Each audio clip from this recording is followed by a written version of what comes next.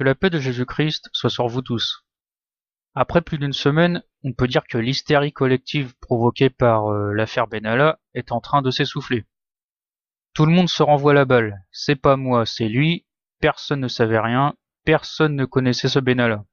Il n'y a apparemment aucun responsable, à part le chef de l'État lui-même. Mais comme il est intouchable, il ne sera jamais inquiété. Les Français, petit à petit, vont finir par se lasser de toutes ces auditions qui ne donnent rien, avec ces ministres, préfets de police et autres hauts fonctionnaires payés à rien foutre et qui pratiquent la langue de bois.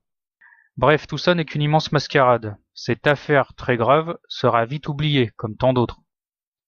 Et Benalla, le petit copain de Macron, ne sera sans doute jamais condamné pour ce qu'il a fait, ou alors très peu.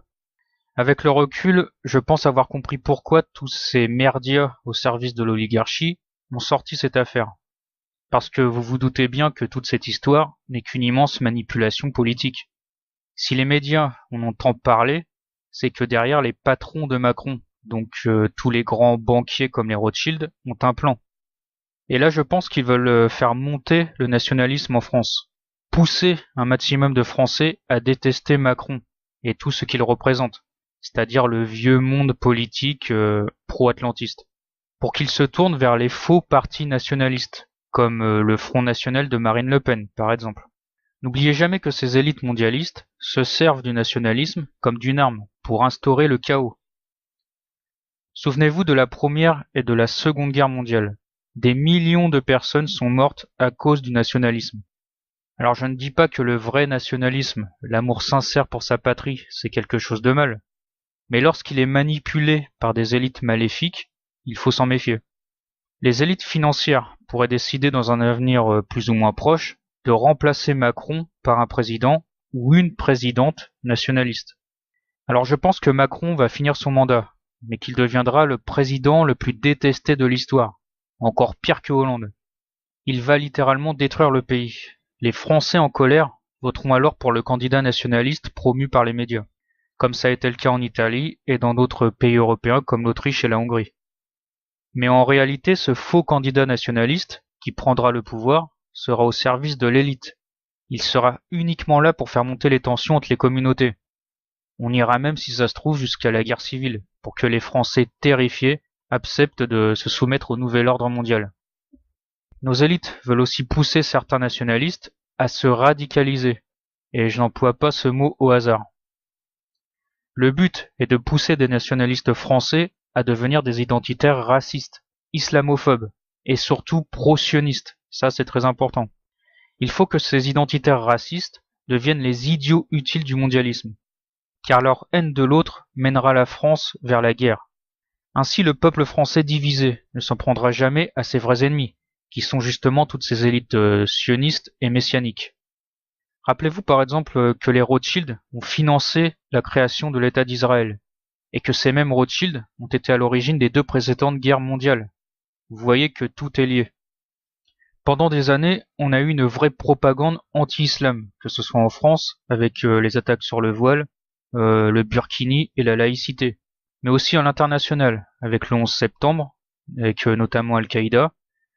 Tout a été fait pour rendre les gens méfiants envers les musulmans. On se souvient aussi de l'affaire Charlie Hebdo, avec la caricature du prophète de l'islam, et bien d'autres histoires encore. Enfin, toutes ces histoires ont été créées dans le seul but de stigmatiser les musulmans, pour les faire passer pour des ennemis de notre République laïque et démocratique. Toutes ces attaques contre l'islam ont poussé certains jeunes de cité, un peu perdus, à tomber dans la haine de la France et à se radicaliser. Les gouvernements successifs ont fait venir des dizaines d'imams prêcheurs de haine, financés par l'Arabie Saoudite et le Qatar, pour laver le cerveau de ces jeunes qui sont ensuite engagés dans Daesh. Et aujourd'hui, l'élite suit la même stratégie, mais cette fois-ci pour les identitaires, qui se disent bien souvent nationalistes, blancs chrétiens, et qui ont une haine farouche contre l'islam, justement parce qu'ils sont tombés dans le piège de l'élite. On leur a présenté le musulman comme étant l'ennemi de la France, et eux l'ont cru.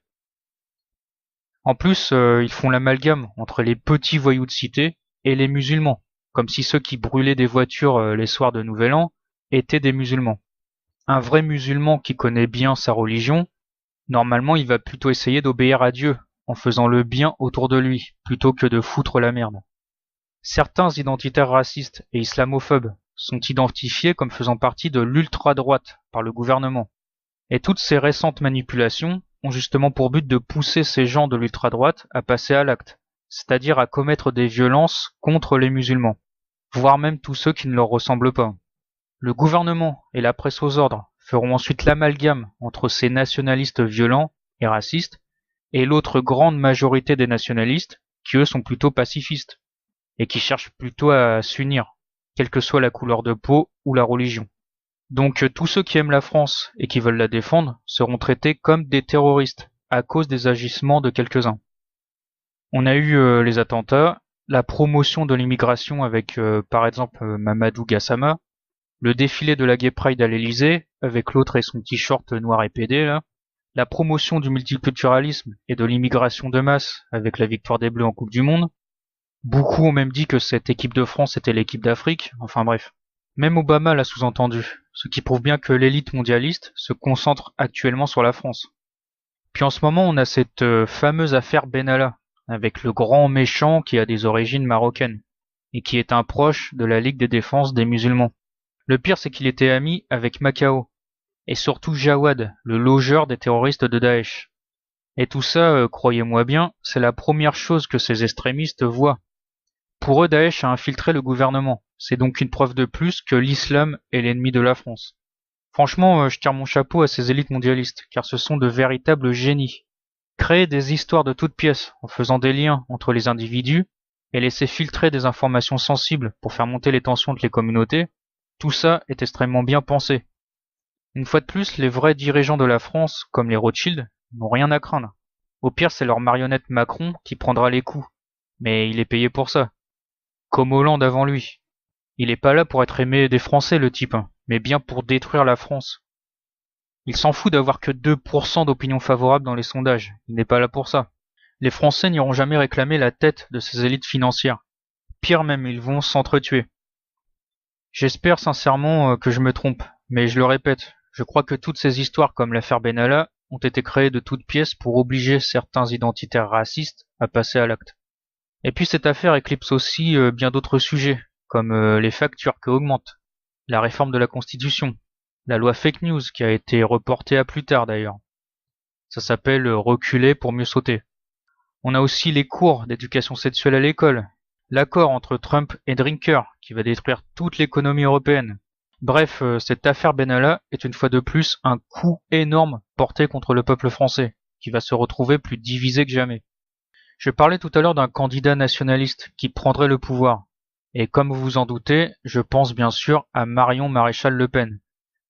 Même si elle a renié le nom de Le Pen, mais bon, pour moi elle reste liée à cette famille qui a bien souvent servi les intérêts de l'élite, que ce soit consciemment ou inconsciemment. Par exemple, Marine Le Pen, lors des dernières élections, a servi à faire élire Macron, c'est maintenant évident. Elle a fait exprès de foirer son débat et juste après sa défaite, on la voyait danser comme si de rien n'était. Elle a aussi vendu ses fesses aux mondialistes en soutenant par exemple le gouvernement Netanyahou lors du massacre de Gaza. Et comme le dit François Asselineau, cette dame n'a jamais proposé de sortir de l'Union européenne, tout comme le gouvernement italien ou encore Tsipras en Grèce, qui laissent leur peuple être les esclaves des banques européennes. Marine Le Pen s'en prend aussi beaucoup aux musulmans, ce qui prouve une fois de plus qu'elle ne souhaite pas l'union du peuple français, de toutes origines et de toutes religions, pour combattre le mondialisme. On pourrait aussi parler des nombreux francs-maçons qui ont infiltré le Front National, comme le très célèbre Gilbert Collard. Enfin bref. Marine Le Pen est une employée du Nouvel Ordre Mondial, tout comme sa nièce Marion. En effet, Marion Maréchal a des liens avec le MEDEF, qui sont les représentants de l'oligarchie, mais aussi avec les conservateurs américains pro-sionistes. Elle a d'ailleurs déclaré vouloir nouer un conservatisme des deux rives, ça veut tout dire. Elle veut importer ce faux nationalisme américain, représenté par Donald Trump, en France.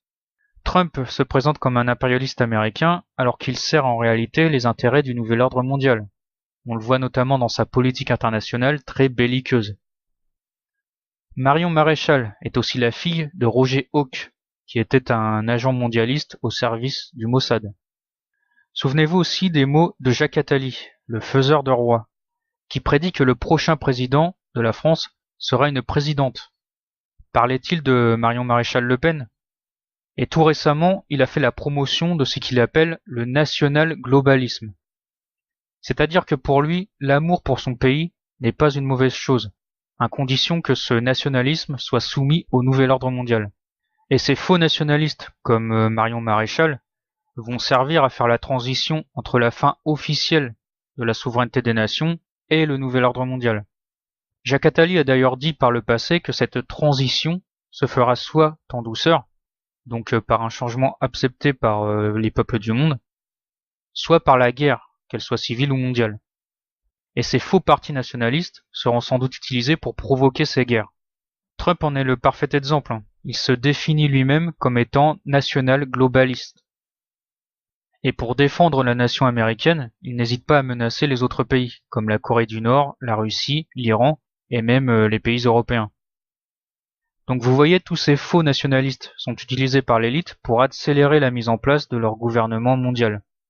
H.G. Wells, dans son livre intitulé Le Nouvel Ordre Mondial, écrit, je cite, « Nous vivons la fin d'une période historique définie, celle des États souverains. Comme nous avions l'habitude de dire, à raison dans les années 1880, nous vivons une période de transition. Nous mesurons désormais l'intensité de la transition. » Et Attali aujourd'hui tient le même discours. Le plan des élites rothschildiennes n'a jamais changé. C'est le Ordo ab Chao, l'ordre mondial qui naît par la destruction des nations. Les nations comme la France garderont peut-être leur nom, mais elles n'auront plus aucune existence officielle. Leurs frontières et leur souveraineté disparaîtront. Pour en revenir à Marion Maréchal, je pense qu'elle peut incarner ce faux leader nationaliste qui mènera la France vers le nouvel ordre mondial. Bientôt elle remplacera sa tante qui est en train d'être sacrifiée par l'élite. Beaucoup se laisseront séduire par cette pâle imitation de Jeanne d'Arc. Et c'est vrai qu'elle est ravissante, hein. Physiquement c'est une belle femme, il faut le reconnaître. Mais c'est surtout sa force de persuasion qui la rend séduisante. Mélange de force et d'élégance qui en fait une candidate parfaite pour les prochaines élections présidentielles. Seulement tout ça n'est que de l'apparence, et c'est bien ça le problème. Pour les nationalistes, elle est comme une sirène qui vous envoûte pour mieux vous dévorer ensuite. Ce faux nationalisme qu'elle représente, islamophobe et raciste, n'est là que pour diviser les vrais patriotes entre eux, pour éviter justement qu'ils s'unissent pour combattre l'élite républicaine, franc-maçonne et sioniste. Je l'affirme donc haut et fort, tous ceux qu'ils soient musulmans, juifs, protestants, catholiques, bouddhistes ou athées, riches comme pauvres, tous les vrais patriotes qui veulent s'unir pour défendre la terre de France, tous ceux-là sont mes frères. Les autres faux nationalistes comme certains youtubeurs, comme la rapteuse dissidente Mamacita ou encore le con versatile, bref, tout cela ne sont que des baltringues vendus au système. Nous devons mener la bataille idéologique pour contrer tous ces pantins du système. Je ne suis pas toujours en accord avec les analyses de Soral. On pourrait critiquer aussi son comportement. Mais sur sa ligne réconciliation nationale, il a parfaitement raison. J'irais même plus loin que lui en parlant d'union nationale. Car en réalité, s'il n'y avait pas tous ces parasites du système, pour faire monter les tensions entre les communautés, le peuple français serait en paix et uni pour combattre tous ceux qui menacent l'avenir de ses enfants. Personnellement, je ne suis rien du tout, hein. Je n'ai pas autant d'abonnés que certains prêcheurs de haine. Mais je tiens tout de même à lancer ce message d'union nationale, pour tous ceux qui voudront bien l'entendre. Imaginez si nous sommes des centaines, voire des milliers, à crier haut et fort que le peuple français ne fasse qu'un. Alors on aura gagné. Ceux qui doivent dégager ne sont pas les musulmans ni les juifs, mais ces putains de collabos racistes qui iront se cacher lorsque la vraie guerre civile éclatera. De toute manière, il y a toujours une justice. Si ce n'est pas la justice des hommes qui rattrape tous ces traîtres, alors ce sera la justice divine. Quant à ceux qui se font manipuler par ces vermines, je leur dirai tout simplement de revenir à la raison, et qu'une guerre civile est la chose la plus horrible qui pourrait arriver à la France, car ce sera un véritable bain de sang dont personne ne sortira vainqueur. Personne hormis ces oligarques qui tirent les ficelles dans l'ombre. Ouvrez les yeux, je sais que vous aimez la France et que vous avez envie de la défendre, mais vous vous trompez d'ennemi. Votre véritable ennemi, c'est celui qui vous pousse vers la guerre et vers la haine de l'autre. Que Dieu vous bénisse.